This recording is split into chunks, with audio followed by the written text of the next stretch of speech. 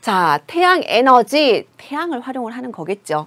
발전, 발전. 모두 뭐라고요? 그렇죠. 여기 보시게 되면 발전, 여기도 전기 에너지. 결국은 다 전기 에너지, 에너지를 얻긴 얻는데 에너지 방식이, 유형이 전기다 이렇게 기억하시면 됩니다. 열과 빛입니다. 태양의 열과 빛을 이용하겠다 그렇게 보시면 되는데 태양 열 발전은요. 지별판. 열을 모은다는 거죠. 열을 모아서 어떻게 할까요? 데워주겠죠. 그럼 무엇을 할 수 있다? 열로 데워주기 때문에 온수나 난방이 가능하고요. 물을 데우면 수증기가 발생을 하죠. 그 수증기가 터빈을 돌립니다. 터빈을 돌리게 되면 어떻게 된다? 전기를 얻을 수 있다. 그 원리라고 생각하시면 되고 여기는 지별판을 이용하는 게 아니고 태양전지를 이용을 하는 겁니다. 그럼 태양전지는 어떻게 된다? 빛을 전기에너지로 전환시켜 주는 겁니다. 이 태양전지에 대해서 좀 짧게 알아보도록 하겠습니다. 다음 그림을 한번 보도록 하시면요. 이 태양전지는요. 한마디로 얘기하면 반도체예요. 반도체인데 태양빛이 비치게 되면 전자가 이동을 합니다. 전자가 이동해서 흐르면 뭘까요? 그게 바로 전류입니다. 전류가 흐른다? 그럼 뭘 얻는 걸까요? 바로 태양전지는 빛에너지를 무슨 에너지로? 전기에너지로 전환해주는 역할인데 반도체다 이렇게 기억하시면 됩니다. 선생님, 태양전지의 구체적인 원리를 알아야 되냐? 그 말이 아니라 태양전지가 나오면 태양에너지 중에서도 태양광 발전이라는 것만 파악을 해주시면 돼요. 이게 작년 학력평가에 기출이 돼서 선생님 언급을 해드리는 거고 또 하나 당부해주고 싶은 거는 지금 전자이동을 표현했는데 저기 선생님 수능 개념에 선생님이 강의를 할 때는 이게 플러스 마이너스가 좀 오류가 있었습니다. 이 전자이동을 표현하는 거기 때문에 마이너스로 표기 돼야 된다는 거 혹시나 선생님 여러분 다시 한번 말씀 그거 오인하지 않도록 좀 말씀을 드리겠고요. 전자이동이 전류의 흐름을 유발한다. 다시 말해서 빛에너지가 전기에너지로 전환되는 것이 바로 태양전지다 기억해 두시면 되겠습니다. 그럼 대체적인 특징이나 원리는 이 정도면 충분하시고요. 선생님 무엇을 공부해보자? 장단점을 공부해보자 이렇게 얘기했는데 장점은요. 하나 고민할 게 없어요. 태양을 사용한다고요. 친환경적이죠. 공해가 없죠. 그리고 태양을 사용하는데 재료비가 계속 들까요? 연료가 들까요? 연료가 들지 않을 겁니다. 태양을 받기만 하기 때문에 소음이나 진동도 없어요. 이런 모든 것들이 장점인데 이걸 막 밑줄 치고 외워되지 않아도 되겠죠. 우리가 서술형으로 시험을 보는 것이 아니기 때문에 충분히 여러분이 생각하실 수 있는 부분이고 태양 에너지만 국한된 장점이 아니라고 이미 말씀을 드렸습니다. 여러 가지 파력, 조력 이쪽에서도 장점으로 역할을 한다는 거 기억하시면 되고 단점은 좀 기억을 합시다. 단점은요. 태양전지가 반도체예요. 그래서 기본적으로 초기 시설 투자 비용 비쌉니다. 투자 비용은 높은 편이고요. 또 하나 기억할 게 태양이에요. 그래서 시간, 장소, 계절의 영향을 받을 수밖에 없겠죠. 계절의 영향, 시간, 낮에, 장소, 위도로 따지면 저위도, 태양이 잘 드는 곳, 그리고 계절, 여름에 아무래도 태양광이든 태양열이든 전기를 얻기가 훨씬 수월하겠죠. 그래서 이런 어떤 제약, 뭐 선생님 크게 그냥 더불어서 얘기할게요. 장소라든지 시간에 제약이 있기 때문에 에너지 밀도가 낮은 편입니다. 즉 태양 에너지만 사용해서 우리가 일정하게 전기 에너지를 공급받기에는 한계가 있다는 그런 뜻으로 생각하시면 되겠습니다. 자, 이렇게 해서 지금 태양 에너지 마무리했고요. 두 번째 보도록 하겠습니다. 바로 풍력 발전. 여러분 풍력 발전기 본 적 있습니까? 제일 많이 보는 게 제주도고요. 또 우리 강원도 대관령 풍력 발전기 많이 보죠. 굉장히 거대합니다. 엄청나게 크고 주변 소리가 하나도 안 들리고 장관을 이루는데 이 풍력 발전은 말 그대로 뭘까요? 날개가 있어요. 이 날개가 뭐에 의해서 돌아가는 걸까요? 바람에 의해서 돌아가는 겁니다. 바람에 의해서 돌아가기 때문에 바람에서 돌게 되면 이 날개 가운데 날개가 요렇게 지금 있으면 가운데 발전기가 있는 거예요. 즉 바람에 의한 운동 에너지가 전기 에너지로 전환되는 형태라고 보시면 되는데 당연히 전기를 많이 생산하려면 날개가 어떠면 좋을까요? 크면 좋겠죠. 그래서 대형화 가능성이 요즘 많습니다. 요즘의 추세는요. 대형화 추세. 날개가 크면 바람을 받는 면적이 크니까 출력이 커지거든요. 그래서 대형화 가능성이 있고 또 주로 어디? 해상 풍력이 많이 발전을 합니다. 이 풍력 에너지에 우리가 언급을 하겠지만 단점으로는요. 장소 제약이 크겠죠. 장소 제약. 바람이 어때야 됩니까? 그렇죠. 바람이 강해야 돼요. 바람이 강할 뿐만 아니고 지속적이면서 일정하게는 불어줘야지 전기를 만들게 된다고요. 그러니 선생님이 얘기했었죠. 강원도 대관령 바람이 강한 곳이라든지 제주도 굉장히 바람이 강합니다. 그런 지역에 한정되어 있는데 해상풍력 육지보다는 바다 쪽에서 굉장히 바람이 더 강해요. 그래서 강원도 대관령 같은 경우에는 좀 높은 지대에 위치한 반면 제주도는요 낮은 지대, 바닷가 근처는 낮은 지대도 상관이 없어요. 바람이 굉장히 강하기 때문에. 그래서 해상풍력이 요즘에 대세를 이루고 있다. 그래서 이런 특징적인 거 기억해 주시면 되겠고, 단점 말씀을 드렸습니다. 장소 제약이 있고요. 또 하나 예측이 불가능해요. 우리가 전기를 꾸준하게 얻으려면요. 바람이 방향이 일정하고 또 어때야 됩니까? 일정한 강도로 불어와야 돼요. 근데 어디 바람이 그렇습니까? 우리가 바람이 어느 방향에서 얼마나 불어올 수 있어서 전기를 생산할 수 있지 예측이 불가능하죠. 그래서 예측이 불가능하다는 거 꼭 기억해 두시고요. 이 풍력발전기를 보게 되면 시골이나 뭐 이런 곳에 이 작은 마을에도 하나씩 많이 설치를 합니다. 그렇게 할 수 있는 이유는 뭐 때문이다? 장점은 앞서 얘기한 태양에너지에 비해서는 시설 투자 비용이 저렴한 편입니다. 비용은 저렴한 편이다. 이렇게 같이 두 줄만 기억해 두시기 바랍니다. 그래서 풍력 발전은 꼭 예측이 불가능하다 기억해 두시기 바랍니다. 자, 다음 보도록 하겠습니다. 다음은 조력 그리고 조류를 비교를 할게요. 마찬가지 우리는 전기를 얻을 겁니다. 조력, 조류 비교를 해서 정리하셔야 되는데 이 둘은요 밀물과 썰물을 이용을 하는 거예요. 그래서 이제 여러분 좀 보시게 되면 밀물과 썰물이 앞서 본 것처럼 태양에너지에 의해서 수증기가 터빈에 돌려서 발전기, 전기를 생산을 했었죠. 이번에는 밀물과 썰물의 작용으로 터빈을 돌려서 전기를 생산하는 겁니다. 그러면 앞에 시작이 태양열, 태양광이냐 아니면 밀물과 썰물이냐 그 차이밖에 없다는 것도 이해 가시겠죠. 자, 조력 발전부터 보도록 하겠습니다. 조력 발전은요. 여기 보세요. 밀물대, 썰물대 여기가 호수고요. 여기가 바다입니다. 요건 뭘까요? 요거 댐입니다. 혹은 제방, 혹은 방조제 이런 것들인데 밀물이면 물이 싹 들어오는 거죠. 썰물이면 물이 쫙 빠져나갑니다. 어떤 원리냐면 여기 지금 터빈이 보이죠? 물이 들어오고 나갈 때 터빈을 쫙 돌려서 전기를 만들게 되는데 밀물 때 물이 쫙 들어오면 제방에서 어떻게 될까요? 물을 막아 가둡니다. 밀물 때는 물을 저장을 해요. 그러면 저장을 하게 되면 밀물 때 물의 높이가 굉장히 높아지겠죠. 그럼 어떻게 된다? 지금 이때가 이 높이가 밀물 때 최대로 높이를 만든 겁니다. 썰물이 되면 문을 열어요. 다시 말해서 댐을 열어서 방출을 하게 됩니다. 그럼 이 높이차, 우리가 낙차에 의해서 어떻게 할까요? 물의 높이차에 의해서 터빈이 돌아가면서 전기를 만드는 원리입니다. 아, 조력 발전은 밀물과 썰물을 이용을 하는구나. 무엇을 이용한다? 조수, 간만의 차. 우리가 조차라고도 얘기하죠. 또 하나 기억하실 게 선생님이 앞에서 에너지원 할 때 설명을 드렸는데 밀물과 썰물을 유발하는 에너지는 뭐였죠? 그렇습니다. 바로 조력 에너지입니다. 조력 에너지의 근원은 뭐였는데요? 에너지의 근원 그렇습니다.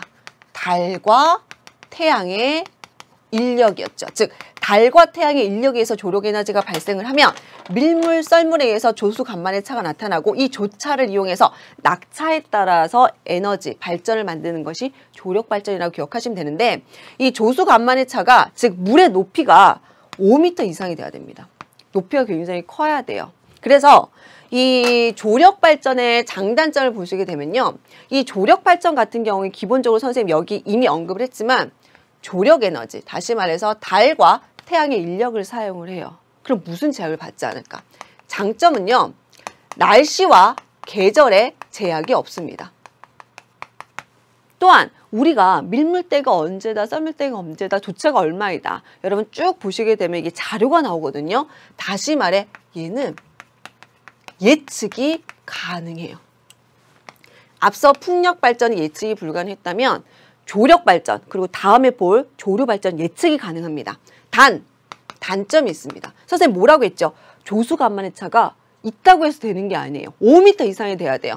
다시 말해 장소 제약이 있죠. 특히 우리나라 같은 경우에는 남해나 서해에서만 가능합니다. 동해는 거의 불가능하고요. 우리 서해는 굉장히 조차가 큰 것으로 유명해요. 시하오 조력발전소 굉장히 유명합니다. 뿐만 아니고 이 조력발전 같은 경우에 뭘 만든다 그랬죠? 댐. 이게 문제입니다. 댐이나 제방을 만들게 되면 호수에 바닷물을 저장을 하게 돼요. 따라서 염분의 변화가 나타난다든지 이쪽에 있어야 될 갯벌이 사라지게 됩니다. 그럼 해양 생태계에 혼란이 야기가 되겠죠. 그리하여 이 댐 때문에 환경오염 문제가 일어납니다. 환경 문제가 발생을 하게 돼요. 근데 여기서 아셔야 될 게 선생님이 대부분의 친환경 에너지는 환경적 문제가 없다고 했죠. 근데 조력 발전은 어느 정도 환경 문제가 있다는 거 기억하시는데 이 환경 문제가요. 화력발전소, 화석연료를 사용하는 화력발전소보다 큰 환경 문제는 아닙니다. 그러니까 그 정도보다는 낫지만 나머지 친환경 에너지보다는 환경 문제를 좀 생각해야 되겠구나 생각하시면 되겠습니다. 자, 다음 조류 발전 보도록 할게요. 자, 지금 여러분 보실 게 터빈이 돌아갑니다. 터빈이 돌아가서 전기를 생산하는데 이 터빈을 누가 돌리는지만 생각하시면 돼요. 누가 돌린다? 바로 조류가 돌리는 겁니다. 선생님, 조류는 뭔가요? 자, 선생님 뭐라고 했냐면 밀물과 썰물이 있다고 했습니다. 밀물, 물이 싹 들어오고 썰물, 물이 싹 빠지죠. 밀물과 썰물 때 들어오고 나가는 수평적인 물의 흐름을 뭐라고 한다? 조류라고 합니다. 뒤에서 우리가 공부할 해류랑은 다른 것이라는 걸 좀 파악을 해주셔야 되고 이 조류의 흐름이 빠른 곳에서 터빈이 빠르게 돌아가서 발전을 할 수 있으니까 얼마 정도는 돼야 되냐면 2m/s 이상은 돼야 됩니다. 요 정도 빠르게 되면 마찬가지로 조류 발전소를 건설할 수가 있는데 이 빠르기도요 조차가 영향을 미치겠죠. 그래서 우리 주로 어디냐면 마찬가지로 서해나 남해에서 어떻게 된다? 잘 발전합니다. 그래서 이 조류 발전소는 전남 울돌목 조류 발전소 굉장히 유명합니다. 이 장단점은요 앞서 했던 조력 발전과 모두 동일합니다. 하나 딱 제외하고 장점은 뭐였습니까?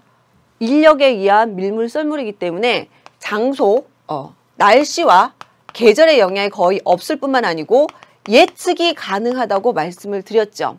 단점 뭐였습니까? 조류의 흐름이 빨라야 되니까 장소 제약이 있고요. 이제 하나만 하면 되네요. 조력 발전은 댐 때문에 환경오염 문제가 있었습니다. 근데 여기는 댐 건설할 필요가 없어요. 따라서 조력 발전보다 환경오염 문제가 적다는 것도 장점으로 우리가 체크를 할 수가 있겠죠. 느낌이 싹 오시겠지만 대부분의 친환경 에너지 같은 경우에는 장소 제약이 있습니다. 태양, 풍력, 바람 강해야겠죠. 조력, 조류.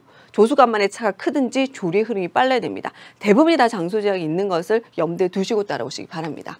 자, 다음 내용 보도록 하겠습니다. 다음 내용은 파력 발전이 되겠습니다. 이 파력 발전 같은 경우에는요, 말 그대로 파도의 힘을 빌려서 발전기를 돌린다고 보시면 되겠는데 지금 보게 되면 바다에 이게 실린더 형태입니다. 혹은 우리가 부표를 띄우기도 하는데요. 이 안에 뭐가 있을까요? 발전기가 들어 있습니다. 그럼 파양, 파도의 방향을 생각하면 돼요. 파도의 상하 운동에 따라서 이들의 운동 에너지를 무엇으로? 그렇죠. 발전기, 이 흐름을 터빈을 돌려서 발전기를 얻는다라고 생각하시면 되는데 먼저 생각해야 될 게 우리가 파도가 치는 건 기본적으로 누가 불어야지? 바람과 관련된 거 생각할 수가 있겠죠. 그래서 여러분이 이 파력 발전의 장단점은 바람과 즉 풍력 발전과 같은 맥락으로 생각하셔야 돼요. 단점은요. 어떤 부분이 있다? 역시 장소 제약이 있습니다. 파도가 강해야 되겠죠. 뭐 제주도 같이. 또 하나. 파도가 강해야 된다는 그 앞 전제는요. 바람이 강해야 된다는 전제가 있습니다. 바람이 강해야 파도가 강하게 불 테니까. 그래서 장소 제약이 있다는 거 기억을 해두시면 되고 장점으로는요. 소규모 발전은 가능합니다. 소규모로 시설을 설치하기는 좋은데 소규모라고 해서 절대 싸지는 않아요. 비용은 비싼 편이라는 거. 비용이 비싼 편이고 장소 제약뿐만 아니고 바람에 의해서 파도가 만들어진다고 했기 때문에 예측이 불가능하다. 이런 것들 통틀어서 한꺼번에 생각해 주시면 되겠습니다. 자, 그럼 선생님이 파력 발전까지 마무리되었고 나머지 지열 발전 한번 보도록 하겠습니다. 지열 발전이라고 하는 건요. 지구 내부로 갈수록 온도가 높아져요. 지구 내부로 갈수록 온도가 높아지는 이유는 바로 누구 때문에? 그렇죠. 지구 내부 에너지. 자, 이제 살짝 감이 오실 텐데 태양 에너지, 그 다음에 파력 에너지, 그리고 풍력 에너지는요, 태양 에너지와 관련됩니다. 조력, 조류 에너지는요, 조력 발전, 그 다음에 조류 발전은요, 조력 에너지랑 관련이 됩니다. 지열 발전은요, 지구 내부 에너지예요. 그래서 발전, 친환경 에너지, 친환경 발전들이 어떤 에너지원들과 관련이 있는 것도 한번 분류해 보시기 바랍니다. 지열 발전은 지구 내부 에너지를 근원이라고 하는데 기본적으로 쭉 보시면 알겠지만 마그마 활동과 관련된 곳에서 사용을 할 수가 있는 겁니다. 이 지열 발전이요, 땅의 온도가 높을 것이다 예상을 하시죠. 얼마일 것 같아요? 150도 이상이라고 합니다. 물이 100도에서 끓는데, 그래서 뭐에 사용할 수 있을까요? 온수 난방 사용할 수가 있고요. 이때 발생한 증기가 터빈을 돌려서 마찬가지 발전소, 전기를 생산할 수가 있는 겁니다. 온수 난방 발전 모두 가능한데 이 가장 치명적인 단점이 있습니다. 마찬가지 장소 제약이 있어요. 어떨까요? 선생님 뭐라고 했습니까? 처음부터 마그마 활동이 가능해야 돼요. 그래야지 마그마 활동에 의해서 땅의 온도가 높을 것이고 이것으로 온수 난방 발전을 사용할 수가 있겠죠. 그럼 번뜩 떠올라야죠. 우리나라는 화산 활동이 없습니다. 우리나라에서는 지열 발전을 할 수가 없고요. 어떤 부분들이 있다. 아이슬란드라든지 혹은 뉴질랜드라든지 이런 동네에서는 굉장히 지열 발전을 활발하게 사용하고 있는데 주로 이런 마그마 활동이 활발한 열점이라든지 혹은 판의 경계에서만 지열 발전을 활용을 할 수가 있습니다. 열점, 판의 경계는 마그마 활동과 관련됐다는 정도만 기억하세요. 우리가 살아있는 지구에서 판 구조론 들어가게 되면 끊임없이 언급되는 내용들이라고 생각하시면 됩니다. 용어가 어려우면 마그마 활동 지역들 기억하시면 되겠죠. 자, 이렇게 해서 선생님이 전체적으로 봤는데 어떻습니까? 선생님 원리는 다 똑같아요. 발전, 전기 에너지인데 그 전기를 누가 만들어내는가 거기에 포커스를 뒀고 이들의 장단점만 잘 비교하시면 되는데 장단점도 굉장히 많은 걸 알려드리진 않았습니다. 큰 장점들은 무공해다. 에너지, 연료가 많이 들지 않는다. 큰 단점은 장소 제약이 있다. 이 정도로도 크게 자, 마찬가지. 친환경 에너지를 공부하는 방법. 자, A가 뭡니까? 풍력 발전이고요. B는요, 파력 발전. C는요, 바로 조력 발전입니다. 댐이 있고요. 밀물과 썸물대 각각 저장과 방출을 통한다. 그 다음에 여기는요, 바로 조류 발전이 되겠고요. 마지막 뭡니까? 바로 지열 발전입니다. 떠올려 보세요. 친환경 에너지입니다. 친환경적이라고요. 공해가 거의 없다고요. 공통사항이라고 보시면 되고 추가적인 연료를 투입을 하지 않아도 된다는 거, 이런 것들은 모두 공통적인 장점으로 가져가시고 단점은 다 하나씩 기억하시는데 어느 정도 장소의 제약은 있습니다. 바람 강해야 되고요. 바람 강해야 되고요. 조수 간만에차 빨라야 되고요. 조류의 흐름이 빨라야 되고요. 땅의 온도가, 즉 마그마 활동이 있는 곳으로서 다 장소에 제약이 있다는 거, 그런 한계점을 공통적으로 기억을 해주시면 돼요. 자, 그럼 내용 한번 보도록 할게요. 1번 A와 B는 바람이 강한 지역에 유리하다. A와 B, 앞서 문제에서도 얘기했습니다. 풍력, 어렵지 않을 것이고 파력, 파도에 의해서 발전을 하게 되는데 파도가 치는 것 역시 항하의 상하 운동으로 만드는 발전 역시 바람이 불어야지 파도가 형성되니까 1번 옳은 설명이고요. 2번 밑줄 칩니다. 달과 태양의 인력에 의해서 에너지를 만든다. 달과 태양에 의한 인력, 조력 에너지를 활용하는 겁니다. 누구랑 누구라고 했습니까? 조력, 조류라고 말씀을 드렸습니다. 따라서 2번 옳은 설명이고 내친 김에 정리 다시 해볼게요. A와 B는 무슨 발전? A, B 둘 다 풍력, 파력, 바람이 부는 거 누구라고 했습니까? 태양 에너지 돼야 되고요. 방금 정리했죠. 조력 발전, 조류 발전은 모두 조류 에너지입니다. 지열 발전은요. 그렇죠. 지구 내부 에너지다. 이렇게 분류도 해볼 수 있다는 거 기억하시고요. 3번 열점 밑줄 치고 판의 경계 밀줄 칩니다. 선생님 뭐라고 기억하라고 했습니까? 살아있는 지구에서 판의 구조 때 공부를 한다. 뭐라고 기억하자? 마그마 활동이 있는 지역이다 기억하시기 바랍니다. 마그마 활동이 있는 부분에서 이용할 수 있다. 누구? 지열 발전. 땅의 열이 이용을 하려면 마그마 활동이 있어야 되겠죠. 그래야지 온수 난방, 그 다음에 발전이 가능하다 말씀드렸습니다. 자, 그 다음에 4번 A에서 이 중에서 발전량 예측이 가장 쉬운 거 누구다? A다? 선생님 뭐라고 했습니까? A와 B는 발전량 예측이 어렵고 발전량의 예측이 쉬운 것은 조력과 조류라고 말씀을 드렸다는 거. 다시 말해 둘은 날씨 계절 영향 받지 않는다는 거 반복해서 말씀드리는 겁니다. 따라서 틀린 설명은 4번이고요. 5번 볼게요. 생태계 파괴 가능성이 가장 높은 것은 선생님이 다 친환경이라고 했습니다. 근데 하나가 문제가 있다고 했어요. 뭐라고 했죠? 바로 조력 발전. 무엇을? 댐, 제방, 방조제를 만드는 조력 발전 같은 경우에는 이쪽에 개펄도 사라질 수 있고 염분도 변할 수가 있고 생태계 혼란이 온다고 했죠. 그럼에도 불구하고 뭐하다 그랬습니까? 화석연료를 사용하는 화력발전보다는 오염 정도가 낮다라고 말씀을 드렸습니다. 따라서 5번도 옳은 설명이다. 보기 내용 중에서 선생님이 정리한 장단적으로 커버 안 되는 거 없죠. 선생님이 설명 이걸 기본으로 하고 정리하셔야 됩니다.